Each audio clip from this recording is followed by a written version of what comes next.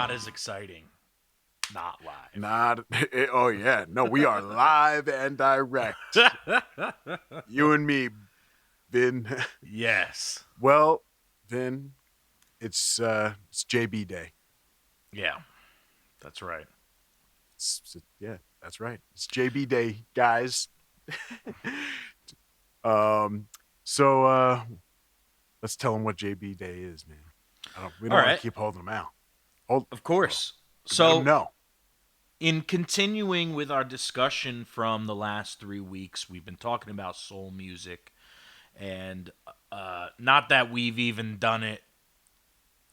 We've done it some justice, but we have definitely not hit every point. But I think it's only natural that we slide from soul music into funk music, and that was kind of the point.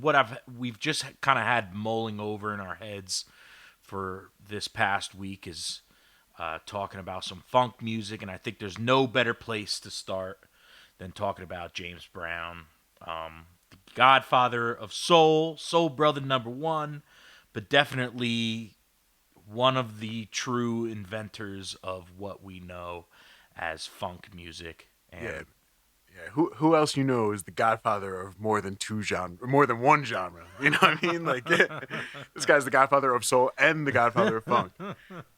And, I mean, the nicknames go on and on, right? We got the hardest working man, formerly the hardest working man. I mean, no longer with us, so yeah, unfortunately, now it's not me. currently. Yeah, exactly. No, I'm just kidding. And then I got there was a couple other ones right here. The Minister of New Super Heavy Funk. I guess that was a later one, huh? Must have been. Must have And been. I didn't get that far yet in my research. Mr. Dynamite, of course. Um, real fast. I guess I just want to do a quick little thing here. We haven't been very good about this in the past, but Vin and I love doing this. We do this for fun, and we will continue to do this for fun. We've been doing it for years, just for fun and as friends. But that being said, if you're feeling generous and you think that you like what we're doing, you like what you're hearing, and or if you like to see the show become more like little like a show or something, a little higher production value, and you want to just throw a couple bucks our way, we both have Venmos, and Vin's is at Vincent Dash Mott. That's Mott with two T's, and mine is at Phil dash Silverberg. That's silver like the metal, Berg, and that's on Venmo. Feel free. Like I said, we're gonna keep doing it either way. But that's my quick little thing. And in addition, a quick little plug, just while we're on that topic or on a similar topic. Vin's got a new project coming out in July. So keep your eye out for that. And I have a new track out off my Lo-Fi project, which is spelled Lophi. Got a new track that just came out the other day, about a week ago. So if you guys are feeling like checking out our music, that's some of our stuff. That being said, let's get back to the man of the hour, Mr. James Brown. James Brown, baby. Yeah. So I took it away last time, Vin, and I know that you're excited about this one. I know that you did your research. A little so, bit. Yeah, well, I'm definitely very excited about it, actually. But I'll just kick this off by saying that, like, I never considered myself a true connoisseur of this genre. As much as I love to listen to it, this is one, I mean, definitely not a place where I lack in my musical studies, but definitely one that I don't feel like is my biggest expertise. Like with soul music, I feel very comfortable. With blues, obviously, and rock and roll of almost any era, I feel very comfortable.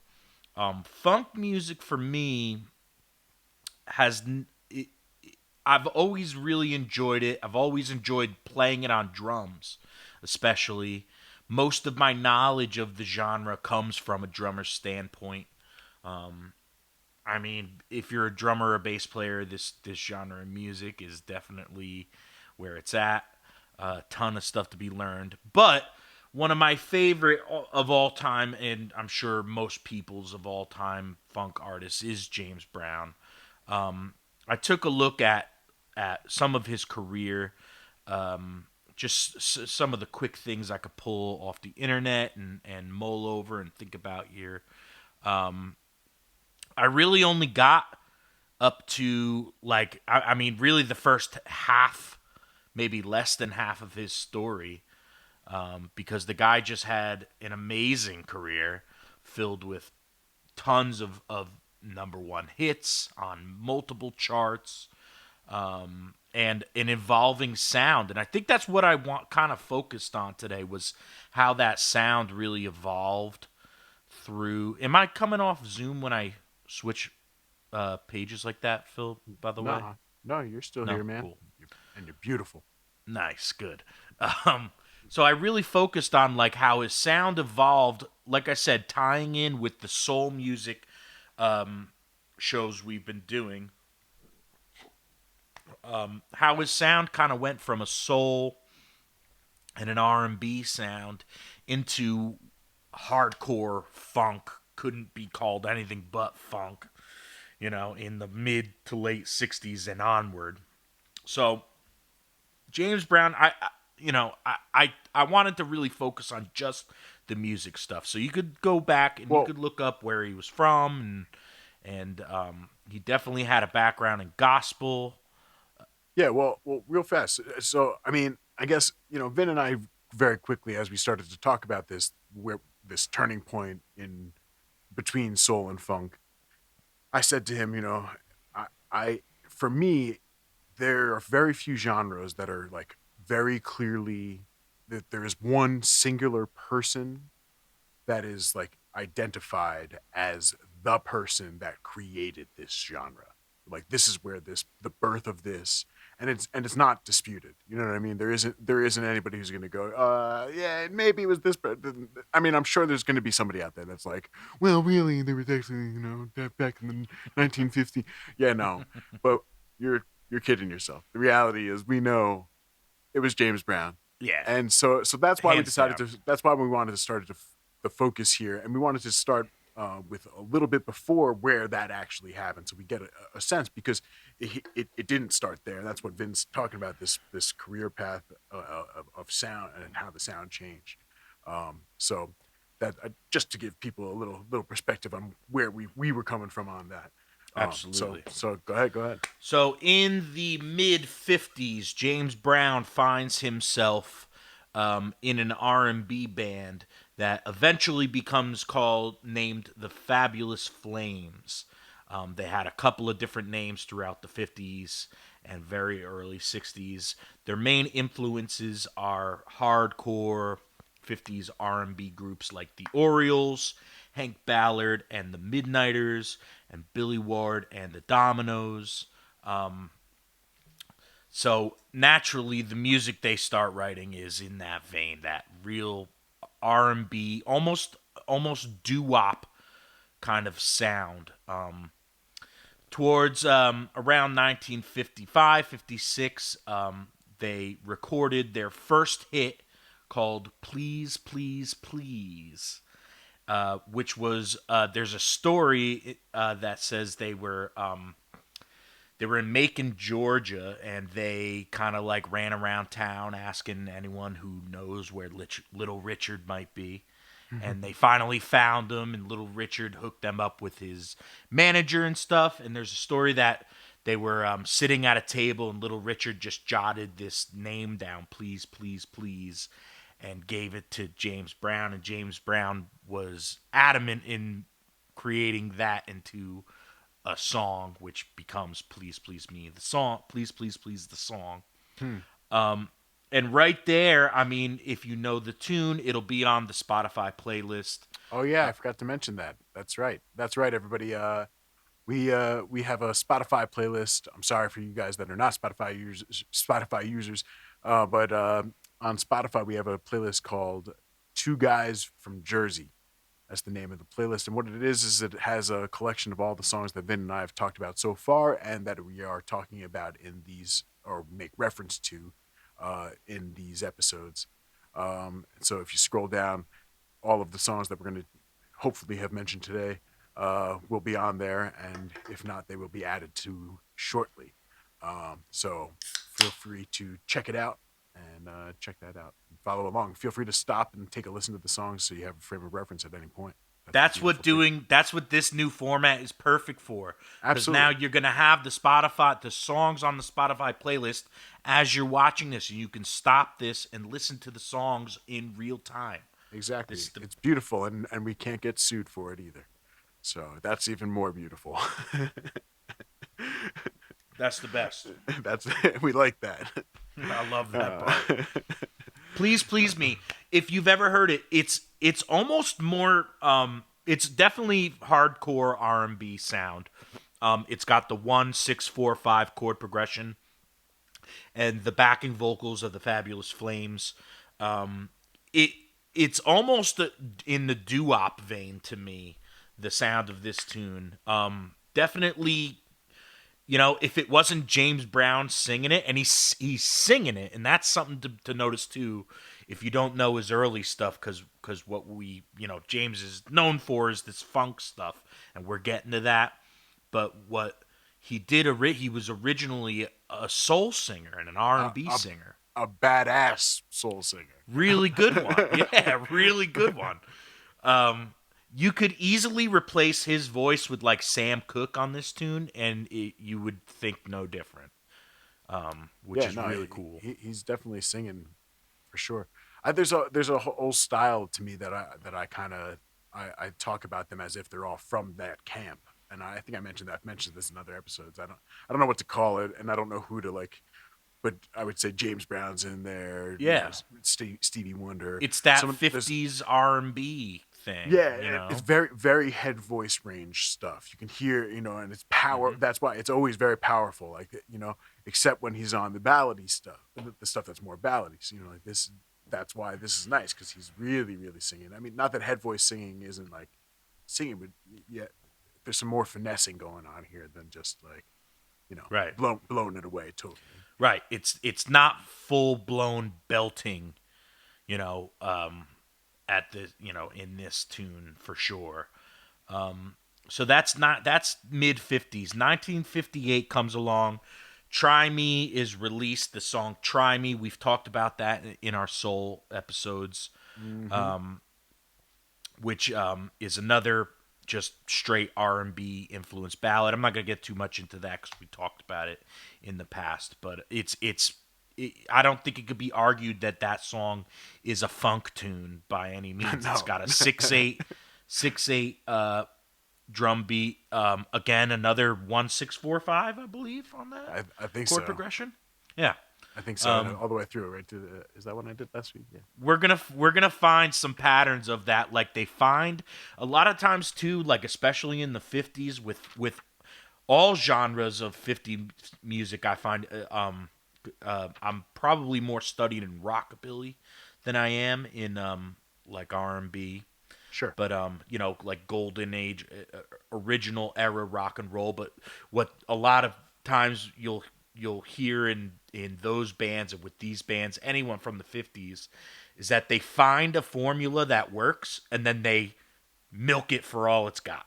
You Oh, know what absolutely. I mean? Like Well, they take the same musical song with slightly different melody and lyrics and make it well, we, the this follow is up hit. it's for another conversation, but I think that's partially where you really see the machine of the music industry starting to really be like it's a new thing to Right. really be churning it It's out. not out of laziness, but it's out of like This is business. yeah, You yeah. know? So like I said, that's a whole other conversation. But yeah, absolutely. Yeah, Uh, definitely. That might be a future episode right there. Just oh talking yeah, about for stuff sure. like that for sure. So, all right, we hit the 1960s, and James Brown and the Fabulous Flames released the iconic album Think, which includes a ton of really big hits for James Brown, such as Bewildered, his original recording of Think, which is actually a cover tune of a doo-wop group called the Five Royals. So if you don't know that tune, that would be a good one to look up as well. Maybe we can get that on the Spotify playlist, the original Five Royals Think. He does Think later in his career too. He like remakes it again later in the late, maybe it might be the early 70s or so. It's got it's got I'll Go Crazy on it. Good Lovin'. We're still hearing at this point a lot of R&B influence in his music.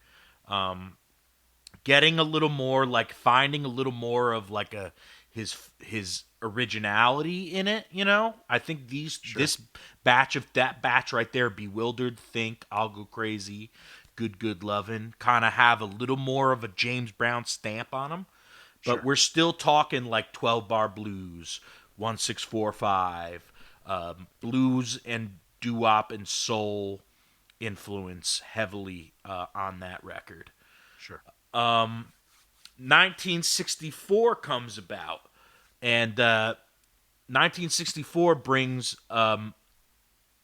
basically the starting point of the most noticeable changes in James Brown's music, to my knowledge, and it Okay. all starts with a tune called "Out of Sight." Although Out of Sight still uses a 12 bar blues form, and has that light R&B touch and that like the R&B horns kind of going on it. Out of Sight starts changing rhythmically what we're hearing from like being very heavily on the backbeat of 2 and Yeah. 4 The groove is definitely different. to really starting to like pound the Definitely one, different. is having Yeah. a heavier accent on beat 1, which is I think the absolute starting point of where funk music starts becoming funk music. And I if you're going to say anything about like playing any instrument, especially drums and bass, is that the 1 has to be the hardest hitting beat in music. Normally, typically we have like 2 and 4 is typically the hardest hitting beats. But in funk music, even though you may still have a backbeat, the 1, everything has to like kind of go through the measure, and then hit like land on 1. You know what I right. mean? Did that look stupid? Well, no, no, no. I love it. Like, No, I mean, you're coming down beat so 3, beat 4, and boom. yeah, it's all about the 1. In fact, my favorite one of my favorite YouTube clips of all time is Bootsy Collins' Bootsy's Funk Recipe or Funk Formula. Oh Have you ever yeah, seen that? baby. If you guys Yeah. haven't seen that video, go onto YouTube and search Bootsy's Funk Formula. It's perfect. It's 30 seconds of your time. It's basically him just explaining what it is, and it all comes down to him just being like, you play on the 1, and then you play what you feel, and then you play on the 1, and, and Yeah, that's it. that's the most important. I mean that's if you said nothing else about playing funk bass, if you all you said was you do a little bit of this and then a little bit of that and then you play on the 1 and then you do a Right. little of this, like really, I mean, it's not that that's going to make you the greatest funk bass player in the world, but that's the most important thing that we see on that tune, Out of Sight. And and the follow up to that, which I think I'm going to hand this back over to you, Phil, which is Uh-oh. Papa's Got a Brand New Bag. Ah, so this is where things get interesting. Well, I mean, things were already very interesting with James. Things were definitely interesting, but so all right. So this is where I'd like to take over because I got really excited about this because check it out. So sometimes I'm real simple. Sometimes I go. I wanted to see what the internet had to say about if I type in what is the first funk song. What I wanted to see what it would say, and without fail, absolutely, Papa's Got a Brand New Bag. Now it's interesting. So you're saying that Out of Sight had all the makings of a funk song, but it wasn't quite defined. Like it didn't quite get Yeah, there, right? yeah. I think what it was we were just starting to see that rhythmic change start coming around, and start feeling the beat in a slightly new way that wasn't happening before that tune. Sure, You know what I mean? sure. Um, so let's see. What do I got on this? Well, so when Vin told me that that was one of the songs he wanted to put on there, I guess I wasn't necessarily familiar with it, so I took a listen to it, and I had already just done my whole little study on Papa's Got a Brand New Bag, and I was like, wait a minute, this is Papa's Got a Brand New Bag, Like and I said, it's a running theme. It's gonna well, be a running theme. but this one there's more to it on this one though, because so check it out. Um, where are my notes on this one? I'm gonna, you know what? I'm gonna do a rundown quick on my notes, and then I'll do a breakdown on the song because the actual song itself is not particularly challenging, and that'll be a running theme throughout funk in general. That it's not necessarily about the chords. Some great lines that are going to come out of these, horn lines and stuff like that. But the chords, not necessarily always particularly the most challenging to follow.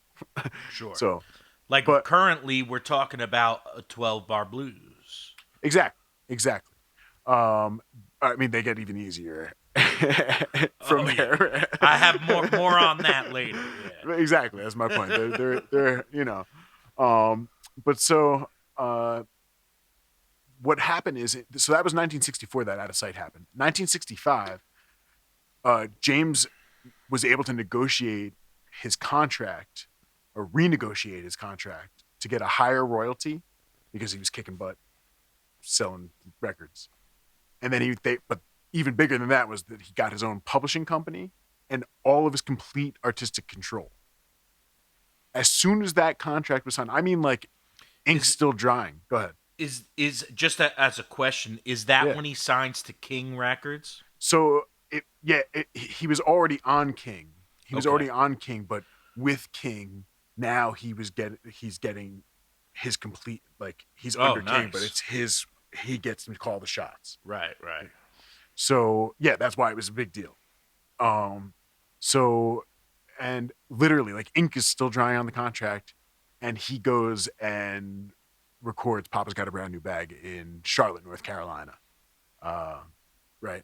So there's a whole. This song gets really interesting to me once you start to analyze it in a bunch of different ways. But like I said, I'm going to give you the background first. So here we go.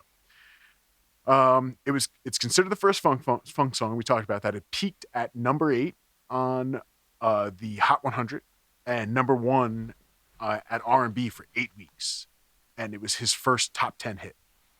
So, already been around for years, but this is the first time breaking through. And it's important to remember what time period we're talking about, and that as big as these songs are to us, that it was so hard for some of them to still break through because of the time period, right? Yeah. And it won James Brown his first Grammy Award for Best R&B Recording. Uh, we'll get to the next one. So, and we'll get to that too. Yeah, I had a note in here said it's all about the one. Everyone is emphasizing the one. Yeah. It's Right. all about the one. Yeah. Right. And the original recording of Papa's Got a Brand New Bag was down a half step. So this song is in E, but it was originally in E flat. E flat. Okay. Um, And then then it was what did sped they up. do? Sped up? Yeah. They Okay, sped it yeah. up, and so that sped it up because they felt it would be more danceable. And the full on original recording is about 7 minutes long. It moved slower, had a long elaborate intro, and ultimately they sped it up and chopped it into sections. And actually, the B side of the single was one of the other sections.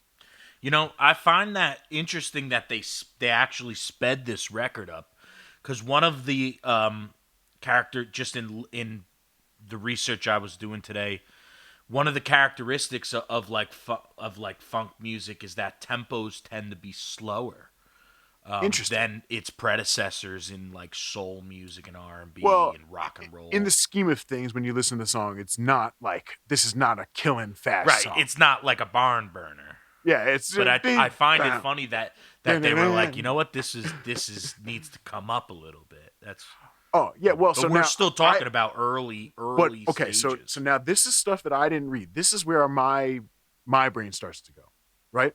So now back to Out of Sight. Out of Sight is the same chord progression.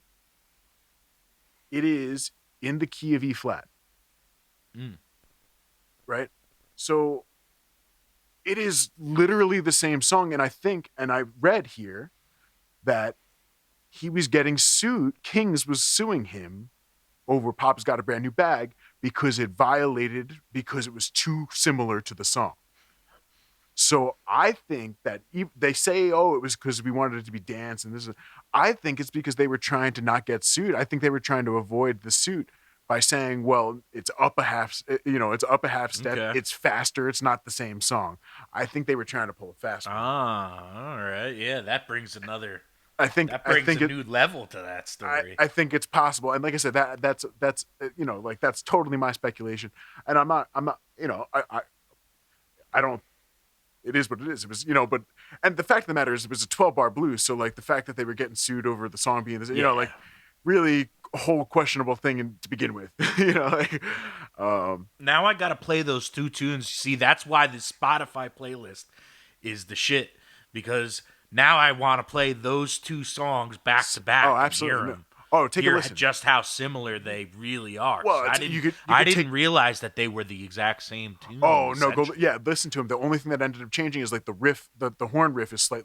slightly different, and all it was that basically in the live show they had developed this horn riff when playing Out of Sight, Yeah, yeah, the yeah. riff from Out Sounds of like a Sight. Vin Mott tactic.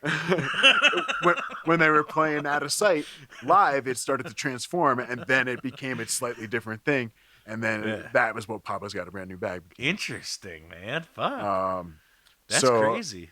yeah, and so that's all like the kind of deep kind of history stuff in there. I guess. Well, no. Now I guess turn into the to not some of the history. Another one of my speculations. I guess this is this is just me looking in, trying to dig deeper. So the lyrics, right? Um, sometimes the lyrics get overlooked in funk. Not sometimes. I'd say often, right? Because it depends. All the time. Right, and depending on what, sometimes it's nonsensical. To be fair, Yeah, and I got more on that too later. right. But That yes, and it's a different thing. But um, in this song, the lyrics are definitely written to be lyrics. sure. And Because again, we're still in R&B land, technically, just with a new way of feeling the beat. exactly. So seriously, exactly, because basically the lyrics, if you look at them, it's praising an older man for having the guts to get up on the dance floor because he's got a new style, a new swag. Papa's got a brand new bag, right? That's what the Yeah, song's about. Now, James love it. he's God, 30 he's why 32 can't at I that write that song? point. So now James is 32 at that point, right? By no means is he an old man, right? Definitely not. I mean, I would say, No, see, absolutely. right? But at the same time, he'd been in the music industry now long enough to be looked at as like an old man. You know what I'm saying? Like he had seriously. I think that I feel like that's like that there was a thought in his brain, and like I said, he went and wrote this song immediately following this contract, and I think it was his way of saying, "This is my new swag. This is I've got complete control. This is my new swag. This is the turn of my sound. This is the new swag. The old dog's got a whole new bag." And, Ah, dude, I have goosebumps right now hearing that. Because so it all ties together. It right, all ties together. and again, that's like something as I was reading through it, I was like, that's has to be what this was about. You know, I mean, I didn't read anybody saying that, but I was like, that has to be how, because you just kind of, as you start to study James, you kind of have to understand how his brain was probably looking, and he was definitely, that kind of a guy that would be thinking like, man, the old dog's got a new trick, like exactly, Right. like and go write that song, and I think that's really what happened here, Man, and I not only, literally have goosebumps hearing but that. but not only that, he took an old song and put a new swag on it. Yeah. Like, you It know what I just mean? just took everything that that Out of Sight had and like magnified all those things, like the drop on the one, and put a new spin on the horn part, and the lyrics to go with what all this probably meant to him. That's badass. For real. That's No, cool. it's pretty cool. That's why, like I said, once I started to dig into this one, I got, like I definitely was like, this is it's such a Yeah. meaningful song. And again, I mentioned before how we were able to singularly point to a person. This is the moment. This song is the moment that is singularly the point where funk came to existence. Everything, Absolutely. all of the chips finally aligned. Like we said, Out of Sight was just a hair off, and this is this song. So, um, you know, that's for me. I just wanted to talk about this one first. Absolutely. From Yeah, I'm glad we did. To be honest, a lot of that, what you just said, I had no idea, and it makes total sense. What ties it all together is that the tune is about a guy who's got this new swagger, and that's exactly what's happening in his music. Is he's making something completely brand new that to us it sounds like it's not like anything new to us because we're fucking kids from the 90s, you know no, what I mean? he like knew, you know, like we heard fucking we at that by the time we were born, it was already like, you know what I mean? There's already white boy funk, had come and you know what I gone. Yeah, mean? oh yeah. Like yeah, like disco had come and gone, and everything that funk influenced had come and gone, and There's but at that time, nothing else had that hard one. Nothing else had that swag that he had, And even in these early stages, like you're starting to, it's not full blown what he becomes vocally, but like you're hearing that like he's got all the bravado and the balls in the way he's laying down his vocals here on Papa's Got a Brand New oh for Bag, sure. especially that like was unheard of. Like it wasn't like a teenage angst thing that like the golden age rock and roll had, like the Elvises and the Eddie Cochran's had. Like that was like a teenage thing.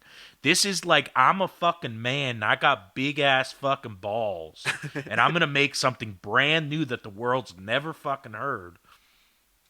I mean, it is pretty crazy if you think about it. He was probably, in anybody else's career, somebody else's career had already come and gone twice, and he was reinventing not just himself, but a whole new genre. A whole new genre. Dude, um, that's dope. and That's dope, just man. as That just tore it down for me. well, so the two, not that this is going to add, but these are like little cherry on the top type things.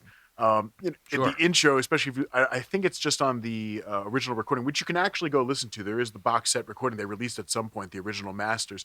I got to hear it actually at School of Rock because a long time ago, for one of the songwriting camps, I believe, we were able to bring in a gentleman from the Warner music group who had Oh man. his job was involved with remastering a lot of this stuff, and so When the hell was that? How was I it not was there? before you were there, but Yeah. he played us Papa's Got a Brand New Bag at the original, and I was like, oh my god, it's so slow.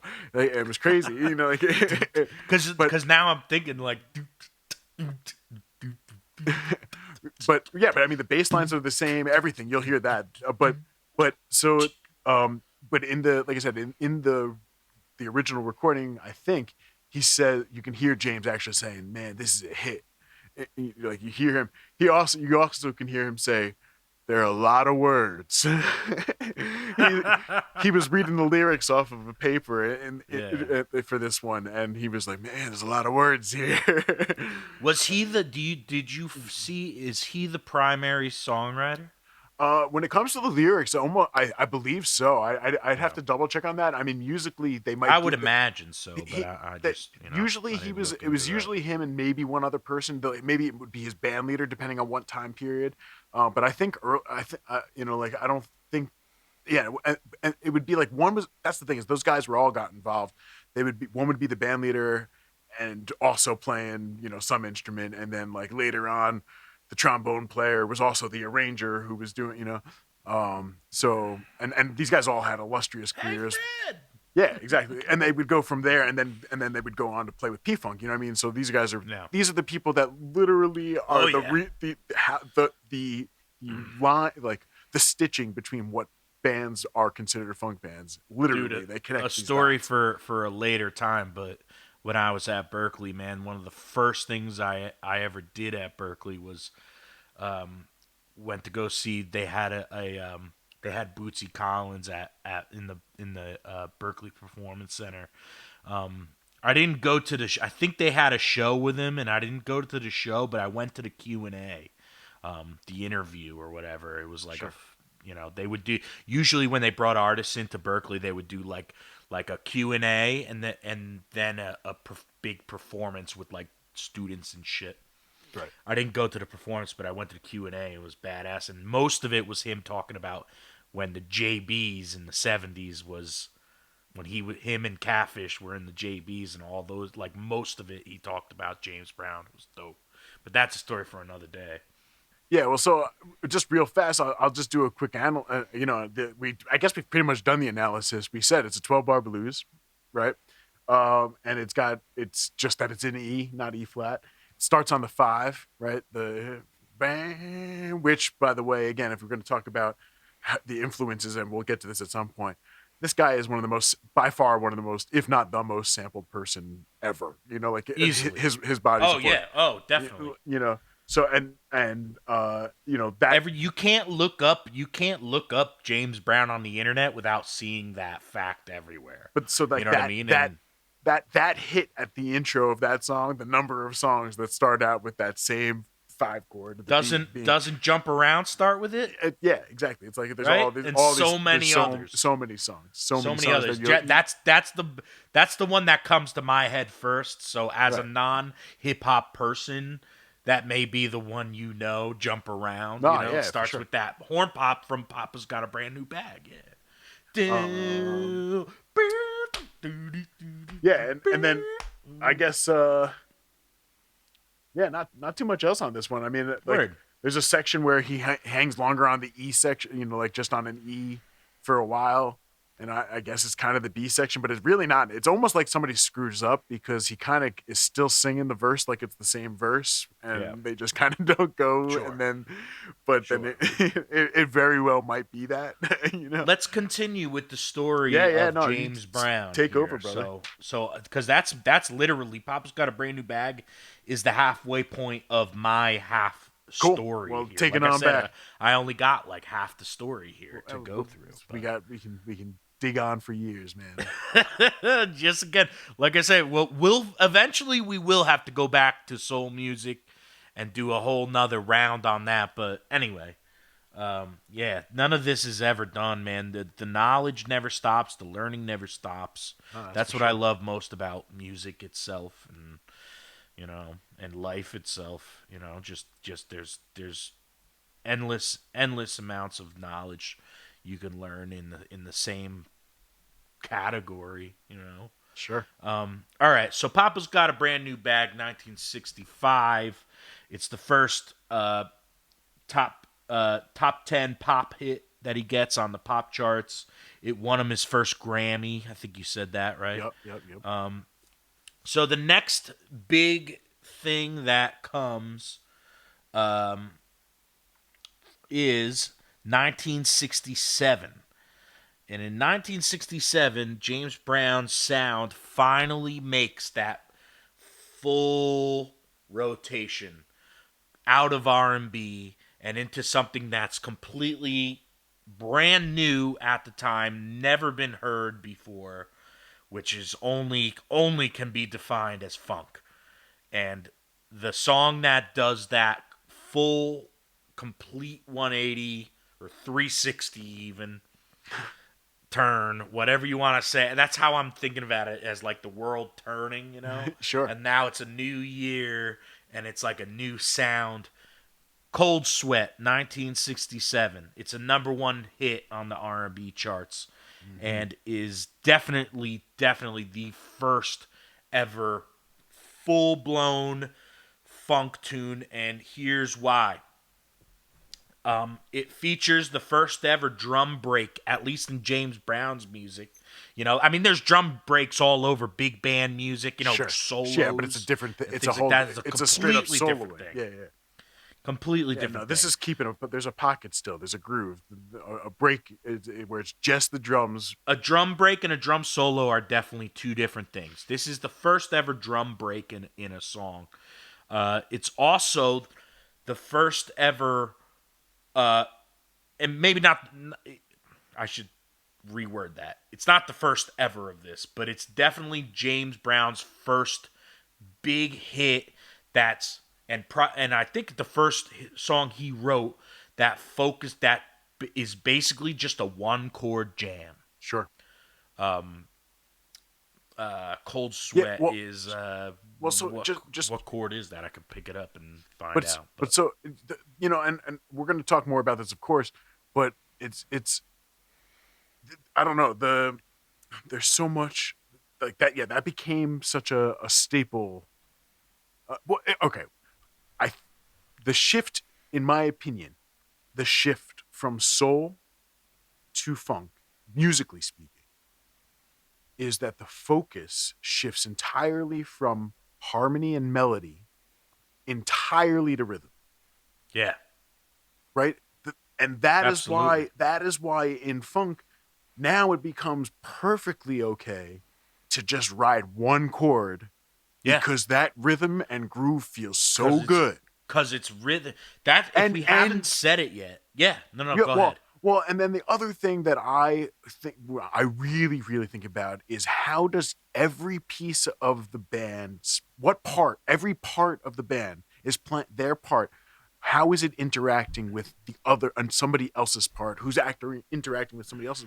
How is the drummer's hi hat hand playing the same rhythm as the guitar player's right strumming hand? Or Hmm. like how those things are connecting. And But not that that it, doesn't exist in every other genre, but where they were putting them, the sum of the parts were be form to drive home that one. Now that we've talked about, but that's the thing is like this there. If you really look at it, some things are in strange places, but it's almost a polyrhythmic idea to think that you can yeah, some of those parts drive home one even totally. better. It's complete. I mean, at this point and moving forward from here, I think everything kind of follows not a format, but like that it's almost counter every instrument is playing a counterpoint of its own. You know what I mean? Every instrument has a place of its own, but nothing is being doubled other than the one. You know what I Right. mean? Like the one is the one place everyone locks in. And Exactly. then it's all these interweaving motions between the rhythm and it's all mainly having to do with rhythm, you know. I mean, funk music, I didn't get into it because I've been talking about just James Brown, but like this music comes from the melting pot of soul, R&B, jazz, Afro-Cuban, Yeah. Well, New that's. Orleans, I mean, Brazilian. well, and that's I that's mean, I mean that's what we're gonna have to go back and look through all of it again. But I mean, we've kind of been getting at that now just by looking at, okay, well, soul came from this blend of gospel and blues yeah.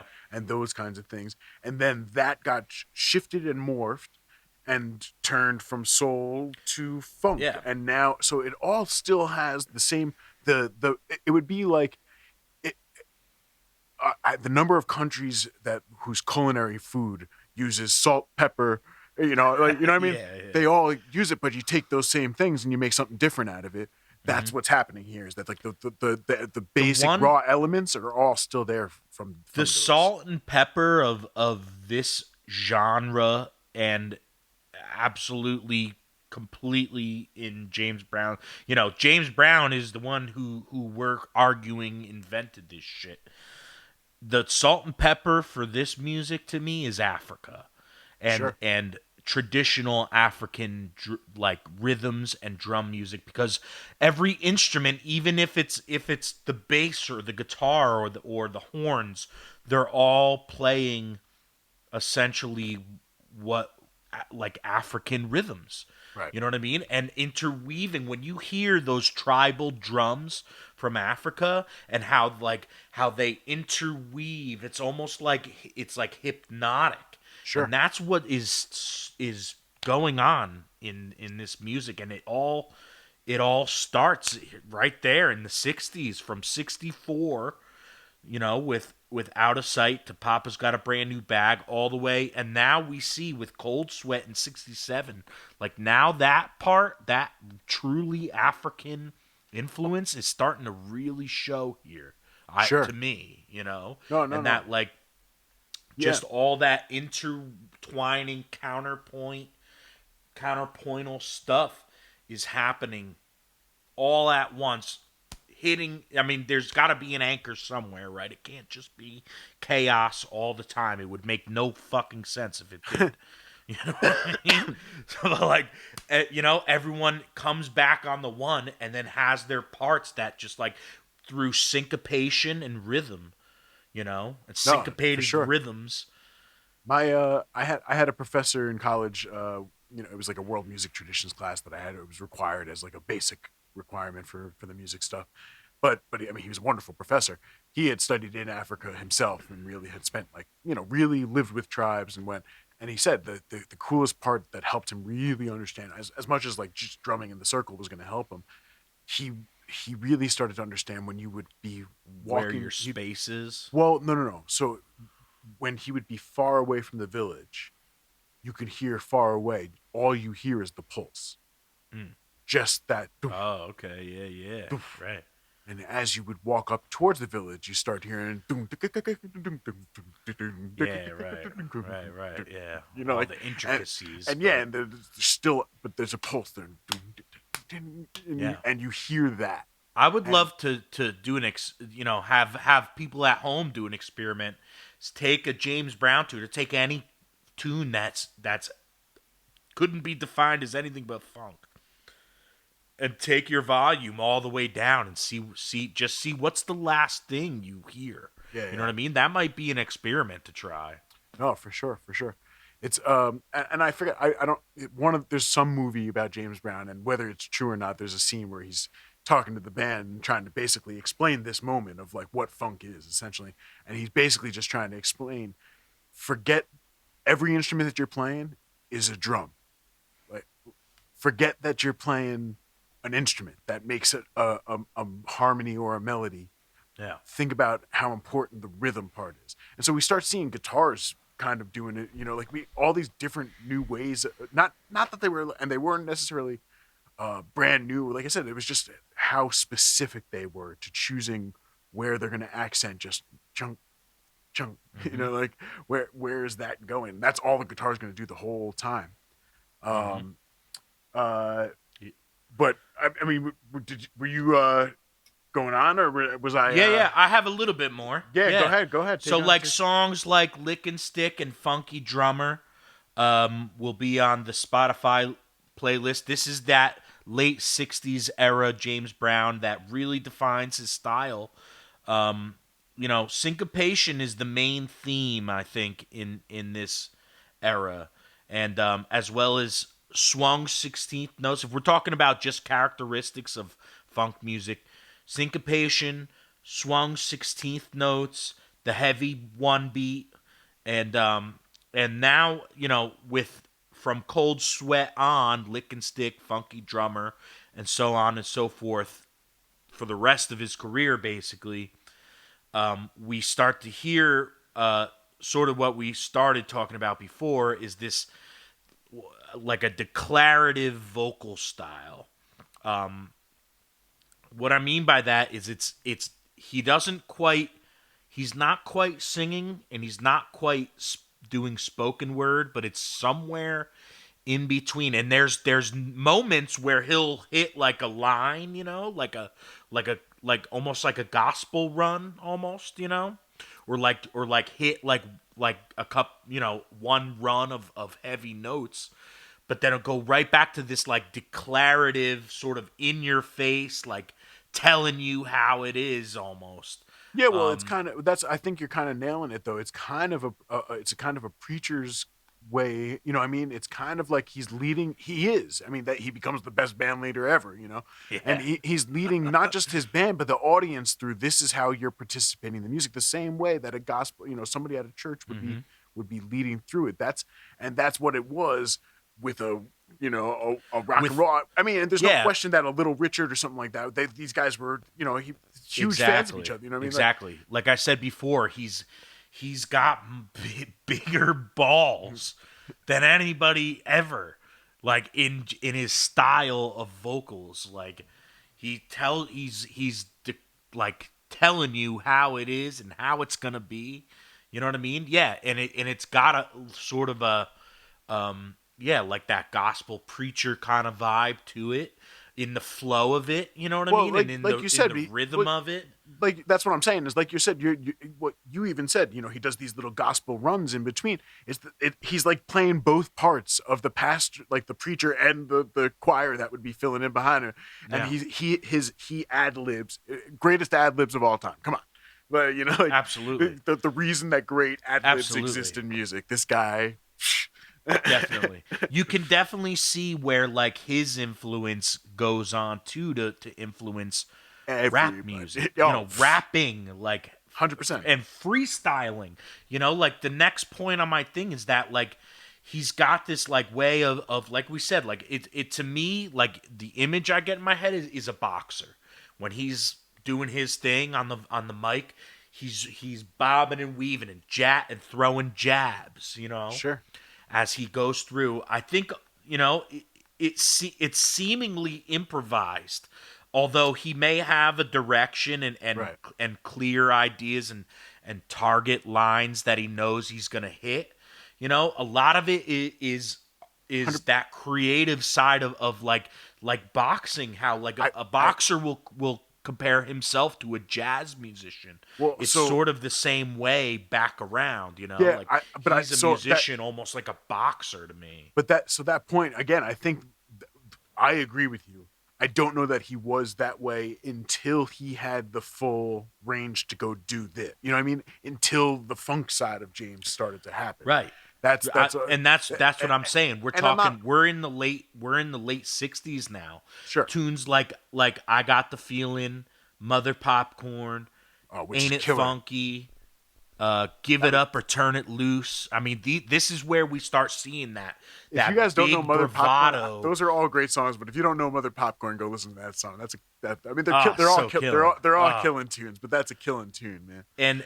and I mean, you know, as a drummer standpoint too, all these tunes you should study every Well, one on its own for months. and But that's Mother another. Popcorn's got one of the best too. It's One of the best lines. another point to note about funk, though. You know what I mean? Like this is another shift in music in general. Is that when funk came about, the bass, the rhythm section became the limelight. You know, they got pushed into the limelight, and that's why we get people like Bootsy Collins, who were going. I Yeah. think that's where this is going. Obviously, anyway, these people get pushed into the limelight because all of a sudden the bass line is the most important thing in the Yep. music. Yep. I have a little thing. It's all about that bass in the quotation. Yeah. It is though. No, like funk music makes being the sideman cool.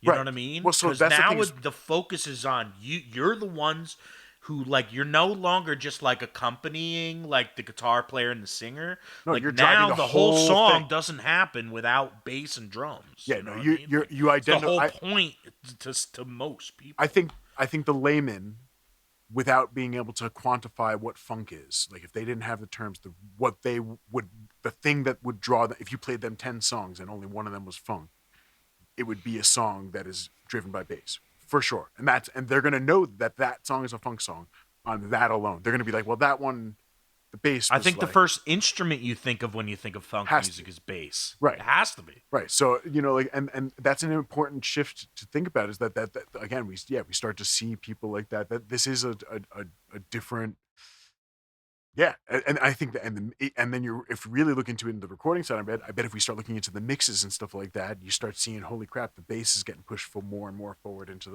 literally into the forefront of the mixes and stuff like that too. Yep.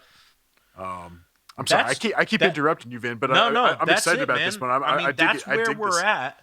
That takes us into you know, now we're at the late '60s with "I Got the Feeling," Mother Popcorn, Ain't It Funky, Give It Up or Turn It Loose. Like now we're talking, The we're later in on. full fledged James Brown mode. Like Well, James Brown has become James Brown at this point. for sure, You know, and I guess and he progresses from here, and only gets deeper from here. But now we've seen like the animal out of its cage. You know what I mean? Now you got all that bravado and that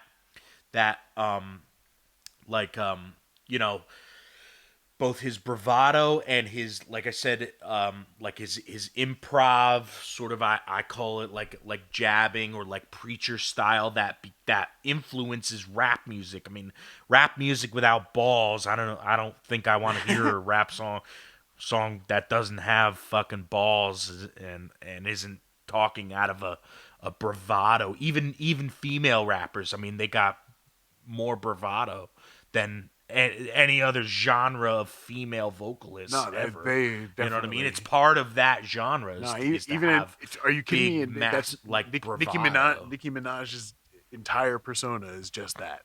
Yeah, and It's that's just what she's why talking she's about. probably one of the. Not that I'm familiar with her No, music, but but that's that's all what it makes is. her cool. Is that she's a tough chick, and like and that's what makes what the on the male side of rap today, why I don't dig it in the slightest bit, because it's now like not about like being tough and fucking having street smarts. You know what I mean? But that's another talk for another day. We could Yeah, well, argue but that again, another if, time. if we end up following down the line of the historically of how the music goes, we will eventually end up talking about Yeah. hip hop because 80s and 90s hip hop and rap is hip hop definitely derivative of James directly Brown. from early funk. There's a bunch of other stuff too. I'd love to talk about that sometime. For that one, we'll have some special guests on. I'm going to bring on Yeah. a crew of I'll people for need that it. one. We're going to bring a 'Cause crew of people on for that one. Man. like I'm I going to said, have like this is the style of music I love to listen no, it's to, and cool. I've studied as a drummer. But like hip hop is one that like I just know from smoking blunts with my friends. So Nah, but I hear you. I hear. But so I, you noted we were talking just briefly about how like this that in the funk music we started to see this sense of like an African rhythm type thing, and that you were saying like that's the salt and pepper, and there's no question about that.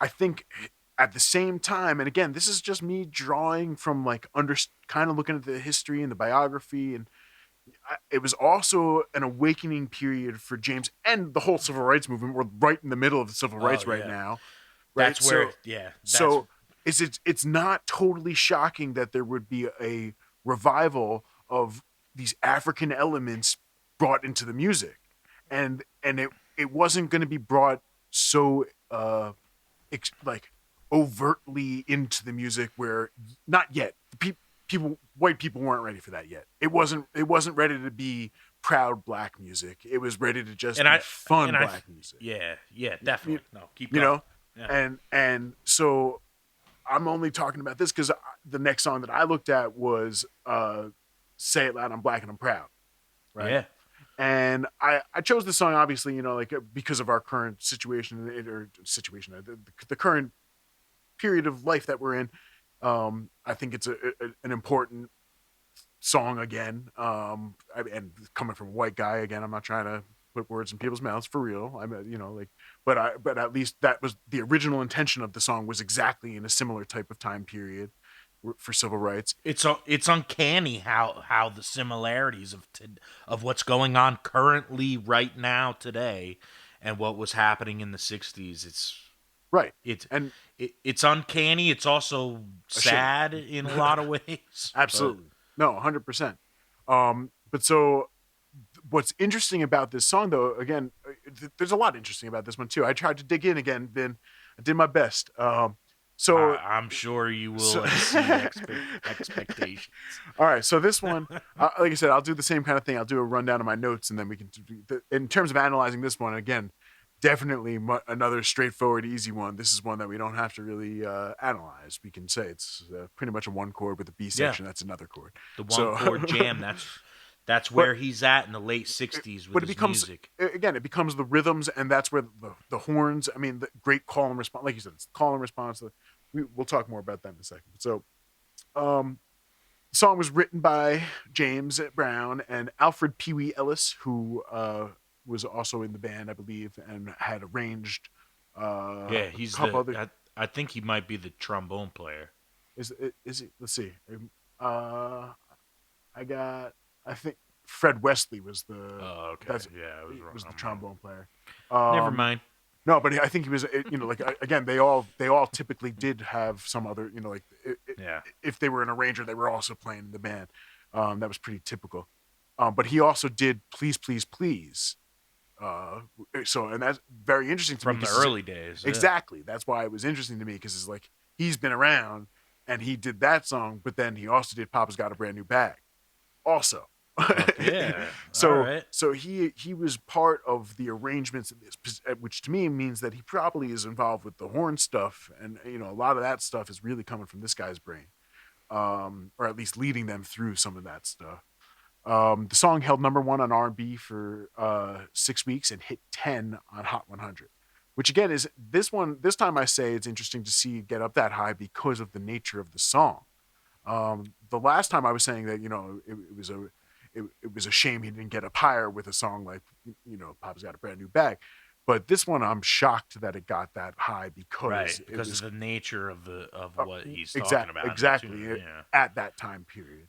Even Yeah. though there was clearly, white people were clearly supportive. This was a new thing. You're like, can I sing this song? In all Right. seriousness, can I sing this Can I song? say these things and, on and he public radio? not just even public radio. I mean, he admittedly spoke about this song. This song was one that he actually ultimately phased out of his show because of that kind of thing, where it was like, Hmm.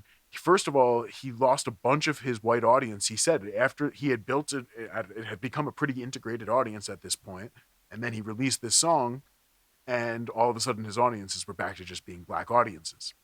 Mm. So and it was because not just because, I mean, obviously the song was a part of it, but also singing along the song even later on when audiences would be there, he would have to direct that it was okay if they felt uncomfortable to do, like the let the black people do the I'm black and you just do I'm proud part, which is Sure. cool. Like he was doing his best, and he meant nothing by it. That was the thing, and it's the same thing as Black Lives Matter. You know what I mean? He didn't mean nothing by it. From his perspective, this is what he meant. That's all. Like, Right. Right. um, and He but wasn't trying to make his audience feel uncomfortable in no, any not at ways, all. no No, matter who they were. exactly. No, not at all. But it The was something song. that he wanted to say. Right, and well, because the song in particular was so Al Sharpton apparently was we know they were friends. He tells the story that James wrote the song because he was upset of seeing during the L.A. riots that there was a bunch of infighting between black people, and he Mm. was really that broke his heart. And he felt that he said out loud, apparently said, "We've lost our pride." And so and this like I said, this is all just a story that apparently Sharpton Yeah. tells. Yeah. No. Yeah. And that then right, when that happened, then he went back to his hotel room and wrote the lyrics on a napkin. Fuck yeah. And that's how this song came about. Um, so lyrically, obviously James is calling for the need for black empowerment. All right, the main theme, the chorus is I'm black and I'm proud. It's, Yeah. that's very very straightforward. um, and so is the rest of the song, pretty much. Like there's a lyric in here. It says, "We're tired of beating our head against the wall and working for someone else." There's actually a reference that he says that's an interesting lyric because actually at this very time he had just started his own chain of restaurants, and it was specifically it was apparently a reference to that it was like, Yeah. screw everybody else. Like I'm not gonna. This is my business. Those businesses, the restaurants ended up going under, by the way, because he was not a very good businessman, unfortunately. As we come to find out, more than once in his career, he was not necessarily the best with business. But so there's that. The call and response chorus has a group of 30 children. Yeah, yeah. And That's the funniest part of this tune is that it's like it's children so singing "I'm black and I'm proud." right. So it was 30 children from Watts and Compton. The song was recorded in Van Oh, Nuys. right? So yeah, it was recorded in Van Nuys, and they brought 30 people in, and this one they did do live, like they would do it. They set up in the studio just like the way they would do it for a live show, Sure. and he did lead them through. And so Yeah. he's just directing everybody, the chorus, the kids, like Yeah, yeah, yeah. he's got everybody going. That was how he was doing that one. I love Um, that's the best part is when you hear the kids' voices. Yeah, well, so and he talks about it. To him, he was saying that there was some, I guess, with obvious reasons, there was people who were saying that it was a hateful song, right? There was the white people that are saying this is hateful. So Sounds very familiar. yeah, exactly. It was that it was a hateful How militant that song, right? Yeah, and that was what they were saying, and he said that was why I put the kids in there, was because I wanted people to. It was like a kids song to me. It was supposed to be. He really, literally wanted it to be a song that kids grew up with, feeling true Black pride.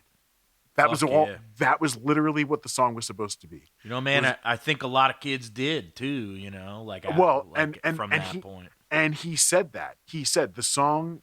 He phased the song out when people asked about it later in his life. Why he phased it out? He said it's because the song started to take on a meaning that it didn't. I didn't want it to have, Mm. but when I put it out, it served its purpose, and it was a helpful to a lot of people. And he believed that, and I believe that. So It's um, bad too. It's a bad tune, man. It's fucking yeah, awesome. no. Like I said, it hurt. It hurt. It's honestly one of my favorite James Brown tunes, to be honest with you. I'm dead serious with you, Vin. When I was listening to it, I was thinking the same thing. That I was like, man, I love, but so it's one of these things. The Like bass line on that. Oh my god. it's one of those things. Like I would have, I sincerely would say that. Like, yo, I fucking love this song. Dude, the bass line on that one is. Do you know? Killer.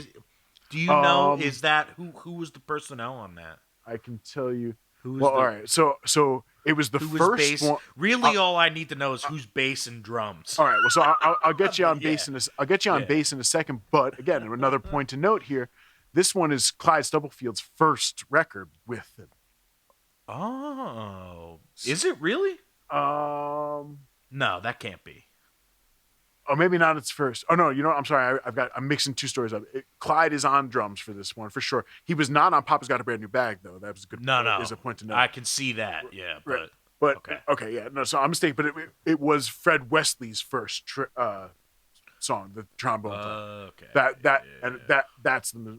I'm sorry about that. Yeah, Cool. It was the Got it. first track that he ever did for James Brown, and like I said, he did 10 years or so with the JBs, and then later went on to be in P Funk and And was a huge- that's where we're gonna be stopping right before the JBs. I mean, this is it. That's all I got for you, right. by the way.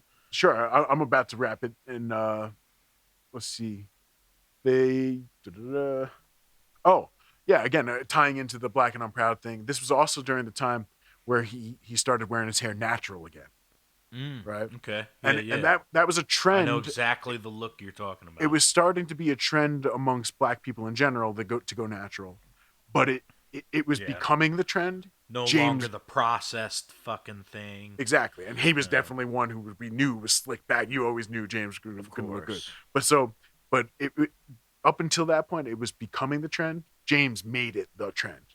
Like Fuck yeah. when he Always did that, the trendsetter. when he did that in the same time as along with this song coming out, it was a very strong natural roots. Again, it goes back to the African, not like the roots. The music has African roots. This is music that is clearly Black based, and I take. Anytime I say that, I don't even know if it's the right term, and I never mean to offend it, but I don't know if it's PC or anything like No, that. I know what you mean, man. Because we're mean two white dudes talking about Black music. Man. I mean it from the most sincerely, like, Absolutely, man. academic and legitimately loving. There's so much respect when I say it that it's like The way I don't look know at what it, else I'm man, supposed is to like say. is like we got homies like Mark and Mo and I know, shit, but and they I know. fucking that's the only people I whose opinion I care about is people who fucking know me. I You know what got I you. mean? The people who I hear know you. me know where I fucking stand and know that I stand with them. And if they're friends of mine, they know no matter who they are, then you better fucking know that I stand with them. I And got you. that's all there is to it. You know what I I mean? got you. Anyone else could think whatever the fuck you want. Well, like I said, I didn't mean. I'm I not trying to shaved my cause. fucking head. That doesn't mean shit. Just means I live in a fucking hot ass fucking state now, and I'm a Yankee. You know I what I shaved my mean? head because I'm a bald ass Jew. uh, um, but um, but yeah. So like I said, I'll wrap this one up. I mean, that's the main stuff. Oh, you wanted to know who was on base? Let's see. I probably Yeah, do have it who up is right on here. base? Is it? It's not Bootsy yet, right? No, But the no, bass no. line's so killing on that tune. Um, That's the thing, man. James Brown tunes, you can like sing the bass parts. Like, what other bands can you sing the bass? That are the bass parts so like prominent that you can? That's like the main thing you hear in the tune is that bass line.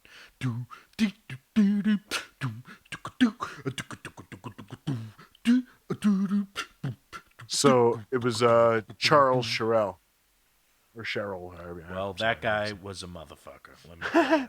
And Jimmy Nolan on electric guitar, which is that, and that's Fuck the B yeah. section. You know, if you think about the B section of that song, is all just the hits.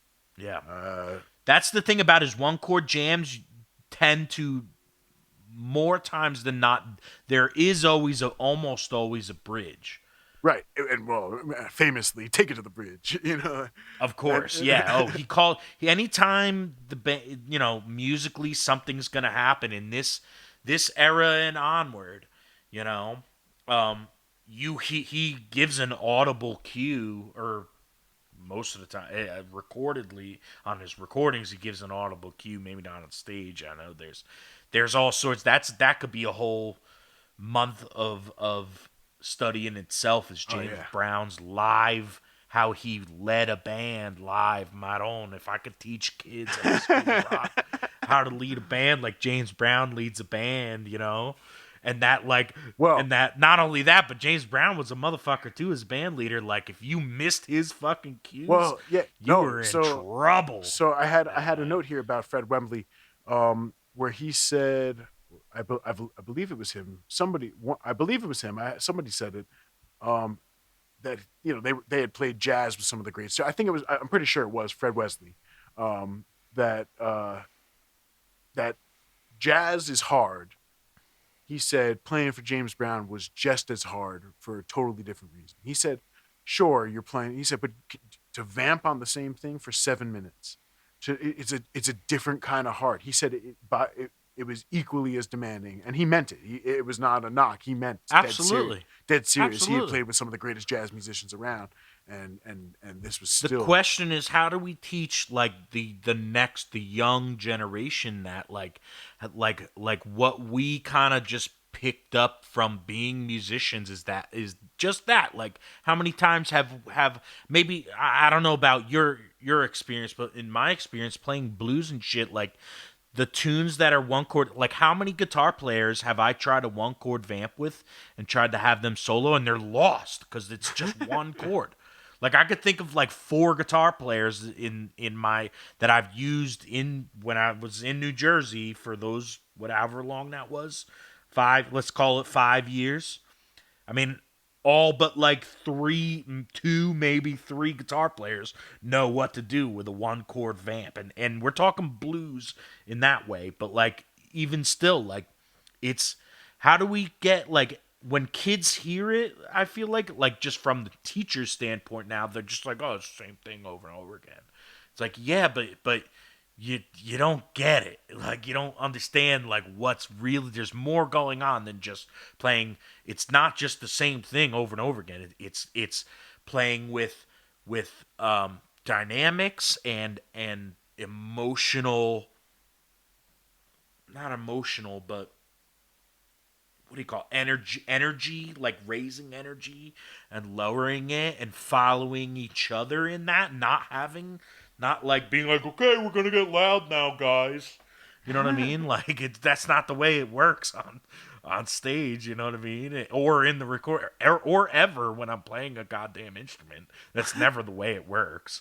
You know what I mean? Like, I Yeah, don't know where I'm getting at, but like I just feel like that, like things like that, like in James Brown's music, how like he can vamp on the one chord forever, and then he just gives, whether it's a dance cue, move cue that he might do on stage, or sure. if it's a vocal cue, take it to the bridge, but like knowing exactly when he wants it, you know, like hit me, bow, Right. down, down, Yeah, yeah, yeah. you know what I mean? Just like knowing how to follow that. It's like it's almost unteachable in a sense. The Well, only way to teach it or to learn it, the only way to learn it is by listening, and watching yeah. Well, videos. If you can you're watch essentially videos, you're essentially on the fly arranging. You know what I mean? Like that's essentially what you're doing. yeah, You're yes, arranging a song on the fly. yep, You know what the parts are going to be or what they're supposed to be, and you're calling them out because everybody knows that it's supposed to be this section, or this section, yeah. and you're rearranging it every time. Um, no, it's really cool. I just figured out something. I don't know if it's screwed up the whole time. It might have been, but I forgot that I have to like switch from gallery view or speaker view to gallery view or something like that. We'll have to see. We'll have to see what you're. I've been on gallery view this whole time. Yeah, well, I just switched, and I've been the one Oh recording, no. so I've So been it's like, just gonna be my huge face the whole and, time. and until now. Then, so there's gonna be like a little box of just So me. this It's might be a great. good time to say this is the first time we're pre-recording this. It's So gonna if be you're getting great. a lot of Vin Mott, I hope my blemishes are not noticeable. I am sweating like a pig, but I've been It's drinking gonna be for a great. little while. It's gonna People are gonna love it. It's gonna be great. I didn't But shave today. I normally do on Mondays, but yeah, me I too. mean, I guess I'm not I too actually bad. I did shaved shave. on Saturday, so it shouldn't be I that shaved bad. this morning. Look at this. There's a 6 o'clock Oh shadow here, wow, man. man, shit, yeah. I'll talk about a 6 o'clock shadow, man. That fucking thing cast a shadow over the entire island of Manhattan over there. Well, I guess even though I screwed up on the It's recording okay. side of It this, can only get better from here. the audio is going to sound great. And The audio is going to if you're sound listening to a fantastic. podcast, that's all that matters anyway. So I feel like a computer genius that I was able to set up my audio correctly. no, it sounds great. Like I said, we're going to sound crispy. People are going to think, And wow, those guys know what they're I'm doing. still getting nice fucking, nice It's waves all and right. shit on my recording. To be So honest with you, we're really just we're faces for radio anyway. it's all right. That's the reality. It's all right. We're nothing uh, without our beautiful faces. voices for TV. Yeah. Um, but I guess that's for now. That's it for now. For now, that's where we're going to leave it on James Brown. But we might have to Part revisit 2 next week, maybe? possibly. We may be able to start because the next section is where other people do start sprouting out along with it, and he keeps shifting still. I mean, we're not there yet. I mean, we're there, but the reality is as technology comes along is where we start to see funk change. Not to mention, Absolutely. I'm excited to talk about the meters because to me, the meters are so cool. And we'll get into more of it. Obviously, I don't want to dive in now. Basically, but they're we've so we've cool, gotten them to where like now we're out of R&B world and soul we're in world, funk. and we're in funk land now. So Absolutely. No, and man, the meters. I can't wait. I can't wait. yeah. That second line in with the funk Oh stuff. yeah, Come yeah, on. yeah. Oh my god. I'm debating. I'm Oh, debating man. for next week if we're gonna now go off into our own worlds of funk music here. If you're gonna dive into some meters or something else, I'm debating. See, so I was thinking about this earlier today. I'm debating on whether I want to go with something I know or diving to something that I've always wanted to dive into but never really did, other than having a casual knowledge of a band that I have in my mind. Okay. Well, I don't know. I it's don't know what I want to do. why don't we set this as a baseline rule, right? We both have to pick at least one James Brown song Okay. as we get into like deeper later funk James Brown funk because it is Sure. like I said it's going to shift a little bit at least. So we can both choose one of something out there. The next era, And then or also eras after. and then also some of the other ones that he influenced and became notable or not even Sure. not notable, whatever. Pick whoever you want. There was certainly a lot of funk bands that showed up all of a sudden, and there's only so many that became like really Yeah. famous. Yeah. I'm down. um, but I'm one down last for thing, it. like one last thing, I guess before we sign off is again, Vin and I have Venmo. If you're interested in helping us out, trying to make the show a little bit better, Please. And trying to feed ourselves. it's not only about the show too, guys. Like, we're both working musicians with no gigs anymore. I mean, this is just how it is here, both in New Jersey and in Texas where I am. There's just, I mean, that was half, if a third, if not half of my living is gone. And if you guys are just feeling anything, you guys enjoying listening to this, or you guys, you want to see us do some cooler shit with this, just put something in either of our Venmos. We're gonna be splitting it all at the end of the day anyway. So, really, Absolutely. anything you can do is appreciated. Don't feel pressured to do so if you can't. By any means, just enjoy the show. And, No, 100%. And also, I guess, and then again, piggybacking that again, just plugging us real fast. We're both also people who put out our own music. Vin is actually about to put out his own first fully DIY project by himself, and it is incredible. You guys are you truly going to I'm be really impressed. proud of these tunes, No, and fucking yeah, it's the first he time I've should be done proud. everything. I did everything but play the bass. That's So you guys got to check this out. It's absolutely worth it. I mean, Vin's his stuff is always great, but this is like a whole new world for him. A yeah. whole new world. And And the uh, Spotify playlist. Don't forget the oh, Spotify right, playlist. that's right. Well, before that, there's also check out Lo-Fi. I got a Oh new yeah, track out. of course. LOPHI. Got a new track out. Check that out. And then yes, always follow along, follow, share the Spotify playlist. Check it out. It's great listening. Besides the fact that it's awesome to just to be able to follow along while with the show. Legitimately, we have now built We got a really all the good shit on playlist of there. songs. I ride around. I swear to you, this is now my go-to playlist for when I'm driving around because there's just great shit on Yeah. here, and it's only All gonna the get shit better. from when we started with Bruce Springsteen Yep, down to now. yep, it's all on So, there. yep. It's all on there. Yeah, check it out. It's seriously a good playlist. So all right, everybody, and I guess that's it. We're signing off, Fuck yeah. and I don't actually have.